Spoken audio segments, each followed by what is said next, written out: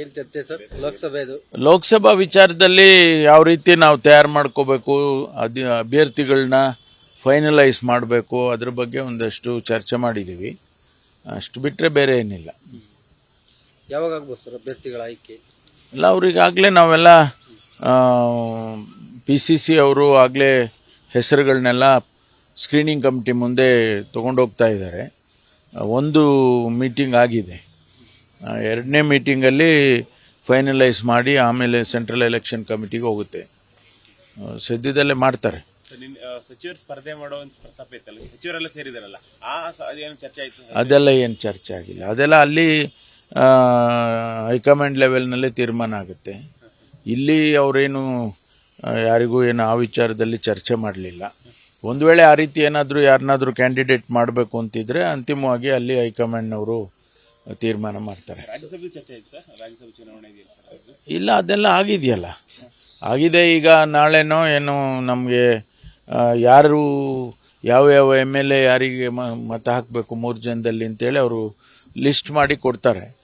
ಅದ್ರ ಪ್ರಕಾರ ಮತ ಹಾಕ್ತೀವಿ. ಸರ್, ಈಗ ನಾಳೆ ಎಲ್ಲ ರೆಸಾರ್ಟಿಗೆ ಶಿಫ್ಟ್ ಮಾಡೋಕೆ ಹೇಳಿದ್ದಾರೆ. ಏನಾದರೂ ಅಡ್ಡ ಮತದಾನದ ಆತಂಕ ಇದೆಯಾ ಸರ್ ಕಾಂಗ್ರೆಸ್ಗೆ? ಈಗಾಗಲೇ ನಾವು ಕಂಪ್ಲೇಂಟು ಕೊಟ್ಟಿದ್ದಾರೆ ನಮ್ಮ ಪಕ್ಷದಿಂದ. ಅವರು ಬೇರೆ ನಮ್ಮ MLAಸ್ನೆಲ್ಲ ಹಣದ ಆಮಿಷ ತೋರಿಸಿ ಕರ್ಕೊಂಡು ಹೋಗಬೇಕು ಅಂತೇಳಿ ಒಂದು ನಡೀತಾ ಇದೆ ಅಂತೇಳಿ ಕಂಪ್ಲೇಂಟು ಕೂಡ ಕೊಟ್ಟಿದ್ದಾರೆ. ಅಂದರೆ ಏನೋ ಒಂದು ನಡೀತಾ ಇದೆ ಅಂತ ಅರ್ಥ ಆಗುತ್ತೆ. ಅಲ್ಲ, ನಿಮ್ಮ ಗೃಹ ಇಲಾಖೆಗೆ ಏನಾದರೂ ಆ ಥರದ್ದು? ಅಲ್ಲ, ಆ ರೀತಿ ಏನಿಲ್ಲ. ಬಟ್ ನಮ್ಮ ಇದರಲ್ಲಿ ಕಂಪ್ಲೇಂಟ್ ಬಂದ ಮೇಲೆ ಅದನ್ನು ಗಮನಿಸಬೇಕಲ್ಲ. ಹೌದು, ಅದು ವಾಚ್ ಮಾಡ್ತಾ ಇದ್ದಾರೆ. ಪೊಲೀಸ್ನವರು, ನಮ್ಮ ಇಂಟೆಲಿಜೆನ್ಸ್ನವರು ಅದನ್ನೆಲ್ಲ ವಾಚ್ ಮಾಡ್ತಾ ಇದ್ದಾರೆ. ಆ ರೀತಿ ಏನಾರ ಕಂಡು ಬಂದರೆ ಕ್ರಮ ತಗೊಳ್ತಾರೆ. ಏನು ಮಾಡಬೇಕು ಅನ್ನೋದನ್ನು ಅವರು ಮಾಡ್ತಾರೆ. ಪಕ್ಷ ನಾವು ನಮ್ಮಲ್ಲಿ ನಾವೇನು ಮಾಡಬೇಕು, ನಾವೇನು ಎಚ್ಚರಿಕೆ ವಹಿಸಬೇಕು ಅಂತ ನಾವು ಕೂಡ ಮಾಡ್ತೀವಿ. ಗೊತ್ತಿಲ್ಲ, ಪ್ರೊಸೀಜರಲ್ಲಿ ಏನು ಮಾಡಬೇಕು ಅಂತ ಪೊಲೀಸ್ ಅವರು ಮಾಡ್ತಾರೆ. ಅಯೋಧ್ಯೆ ಟ್ರೈನ್ ವಿಚಾರದಲ್ಲಿ ನೆನ್ನೆ ಕೌನ್ಸಿಲಲ್ಲೂ ಕೂಡ ಪ್ರತಿಧ್ವನಿಸ್ತು. ಏನು ಆಕ್ಷನ್ ಆಗಿದೆ ಸರ್ ಅದು? ಅಲ್ಲ, FIR ಆಗಿದೆ ನೋಡಿ. ಅದೇನು ಈ ಅಯೋಧ್ಯೆಯಿಂದ ಬರ್ತಕ್ಕಂಥ ಆಸ್ಥಾ ಟ್ರೈನ್ ಮೈಸೂರಿಗೆ ಹೋಗಬೇಕಾಗಿದ್ದು ಅಲ್ಲಿ ಬಂದು ಹೊಸಪೇಟೆನಲ್ಲಿ ಅವರು ನೀರು ತುಂಬಿಸ್ಕೊಳ್ಳೋದಕ್ಕೆ ನಿಲ್ಲಿಸಿದ್ದಾರೆ. ಅದೇ ಸಂದರ್ಭದಲ್ಲಿ ಬೇರೆ ಇನ್ನೊಂದು ಪ್ಲ್ಯಾಟ್ಫಾರ್ಮ್ನಲ್ಲಿ ಮತ್ತೊಂದು ಟ್ರೈನು ನಿಲ್ಲಿಸಿದ್ದಾರೆ. ಈ ವ್ಯಕ್ತಿ ಯಾರನ್ನ ಇವರು ಕಂಪ್ಲೇಂಟ್ ಮಾಡಿ ಇದೆಲ್ಲ ಮಾಡಿದ್ದಾರೆ, ಅವನು ಮುಸಲ್ಮಾನ್ ಸಮುದಾಯಕ್ಕೆ ಸೇರಿದಂಥವನು. ಅವನು ಮೇಲೆ ಹತ್ತಿ ಹೋಗಿ ಕ್ರಾಸ್ ಮಾಡೋ ಬದಲು ಈ ಟ್ರೈನ್ ನಿಂತಿತ್ತಲ್ಲ ಇದ್ರೊಳಗಡೆ ಹೋಗಿದ್ದಾನೆ. ಅವರೆಲ್ಲ ಸ್ವಲ್ಪ ಹೆಕಲ್ ಮಾಡಿದ್ದಾರೆ. ಯಾಕೆಂದ್ರೆ ಅವ್ನು ನೋಡಿದ ತಕ್ಷಣ ಅವನು ಬಿಯರ್ಡ್ ಎಲ್ಲ ಬಿಟ್ಕೊಂಡಿದ್ದ. ಅದನ್ನೆಲ್ಲ ನೋಡಿ ಇವರು ಸ್ವಲ್ಪ ಅವನಿಗೆ ಹೆಕಲ್ ಮಾಡಿ ಅವನಿಗೇನೋ ಬೈದು ಮಾಡಿ ಎಲ್ಲ ಮಾಡಿದ್ದಾರೆ. ಅವನು ರಿಯಾಕ್ಟ್ ಮಾಡಿದ್ದಾನೆ ಅಂತ ಹೇಳಿ ಕಂಪ್ಲೇಂಟ್ ಕೊಟ್ಟಿರೋದು. ಅವನು ಸುಟ್ಟಾಕ್ತೀನಿ, ಒಬ್ಬ ವ್ಯಕ್ತಿ ಅಷ್ಟೊಂದು ಜನ ಇರುವಾಗ ಆ ರೀತಿ ಏನು ಹೇಳಿಕೆ ಕೊಟ್ಟಿದ್ದಾನೋ ಇಲ್ವೋ ಗೊತ್ತಿಲ್ಲ. ಅದನ್ನು ಅವರೆಲ್ಲ ಪರಿಶೀಲನೆ ಮಾಡ್ತಿದ್ದಾರೆ. ಅವರು ಕಂಪ್ಲೇಂಟ್ ಕೊಟ್ಟಿದ್ದಾರೆ. ಅಷ್ಟಕ್ಕೆ ಇವರು ಭಾಳ ದೊಡ್ಡ ಇದರಲ್ಲಿ ಅವನು ಸುಟ್ಟಾಕ್ತೀನಿ ಅಂದ, ಅದು ಪಾಕಿಸ್ತಾನದ್ದು ಏನೋ ಹೇಳ್ದ ಅದು ಅಂತೆಲ್ಲ ಕಂಪ್ಲೇಂಟಲ್ಲಿ ಕೊಟ್ಟಿದ್ದಾರೆ.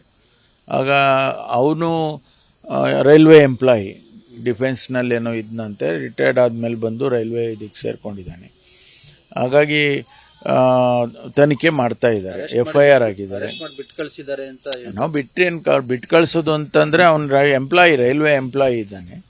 ಅವನ ಮೇಲೆ ಸ್ಟೇಷನ್ ಬೇಲ್ ಅಂತ ಕೊಡ್ತಾರಲ್ಲ, ಅವನು ವಾಚ್ ಮಾಡ್ತಾರೆ. ಅವನೆಲ್ಲೂ ಹೋಗ್ದಂಗೆ ಹೇಳಿರ್ತಾರೆ.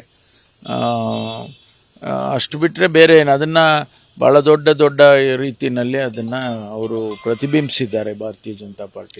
ಸರ್, ಇಂಥ ಬಿಜೆಪಿ ಇಂಥ ಭಾವನಾತ್ಮಕ ಅಸ್ತ್ರಕ್ಕೆ ಕಾಂಗ್ರೆಸ್ ಎಲ್ಲ ಕೌಂಟರ್ ಕೂಡ ನೋಡಿ. ಅವರು ಇಲ್ಲಿಯವರೆಗೆ ಅಭಿವೃದ್ಧಿಯ ಬಗ್ಗೆ ಏನು ಹೆಚ್ಚು ಮಾತನಾಡ್ತಾ ಇಲ್ಲ.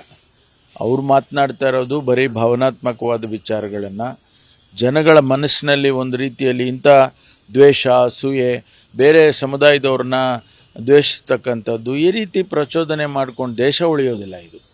ಹಾಗಾಗಿ ಇದು ಒಳ್ಳೆಯದಲ್ಲ, ಒಳ್ಳೆ ಬೆಳವಣಿಗೆ ಅಂತೂ ಅಲ್ಲ. ಕಾನೂನಿದೆ, ದೇಶದಲ್ಲಿ ಕಾನೂನಿದೆ. ಯಾರಾದರೂ ತಪ್ಪು ಮಾಡಿದ್ರೆ ಕಾನೂನು ಪ್ರಕಾರ ಕ್ರಮ ತಗೊಳ್ತಾರೆ. ಹಿಂದೆ ಎಲ್ಲ ನಡ್ಕೊಂಡು ಬಂದಿಲ್ವಾ? 75 ವರ್ಷ ಇಂಡಿಪೆಂಡೆನ್ಸ್ ಆದಮೇಲೆ ಈ ದೇಶ ನಡ್ಕೊಂಡು ಬಂದಿದೆ. ಅದನ್ನು ಈಗ ನಾವು ಈ ರೀತಿ ದ್ವೇಷದ ಭಾವನೆಯನ್ನು ಮಾಡ್ತಕ್ಕಂಥದ್ದು ಸರಿ ಕಾಣಿಸಲ್ಲ. ಸರ್, ಈಗ JDS BJP ಮೈತ್ರಿ ಸೂತ್ರದಡಿ ನಿಮ್ಮ ತುಮಕೂರನ್ನು ಕೂಡ JDSಗೆ ಬಿಟ್ಕೊಡ್ತಾರಂತೆ. ಯಾವ ಕಾಂಗ್ರೆಸ್ ಅಲ್ಲಿ ಯಾವ ರೀತಿ ಸಿದ್ಧತೆ ಮಾಡ್ಕೊಂಡಿದ್ದೀರಾ ಸರ್? ಇಲ್ಲ, ಅವರ ಪಕ್ಷದ ವಿಚಾರ ನಾನು ಮಾತಾಡಕ್ಕೆ ಹೋಗೋದಿಲ್ಲ. ನಮ್ಮ ಪಕ್ಷದಲ್ಲಿ ನಾವು ತಯಾರಿ ಮಾಡ್ಕೊಂಡಿದ್ದೇವೆ.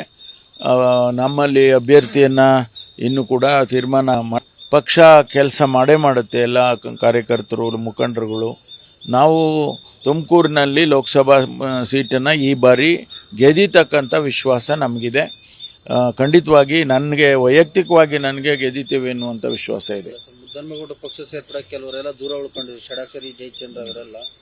ಸೊ ಹೀಗಾಗಿ ಅವರವರು ಭಿನ್ನಮತ ಏನಿಲ್ಲ, ಅವ್ರ ಕೆಲಸ ಇತ್ತು, ಬೇರೆ ಬೇರೆ ಕೆಲಸಗಳಿತ್ತು, ಅವತ್ತು ಬರೋಕ್ಕಾಗಲಿಲ್ಲ ಅಂತ ಬಂದಿಲ್ಲ ಅಷ್ಟೇ. ಬಿಟ್ಟರೆ ಅವರೇನು ಮುದ್ದನ್ಮೇಗೌಡರು ವಿರುದ್ಧವಾಗಿ ಏನು ಇಲ್ಲ. ಪಕ್ಷ ತೀರ್ಮಾನ ಮಾಡಿದ ಮೇಲೆ ನಾವೆಲ್ಲ ಕೆಲಸ ಮಾಡ್ತೀವಿ. ನ್ಯೂಸ್ ಫಸ್ಟ್ ನಿರ್ಭೀತಿಯಿಂದ ನಿಮ್ಮ ಪರವಾಗಿ.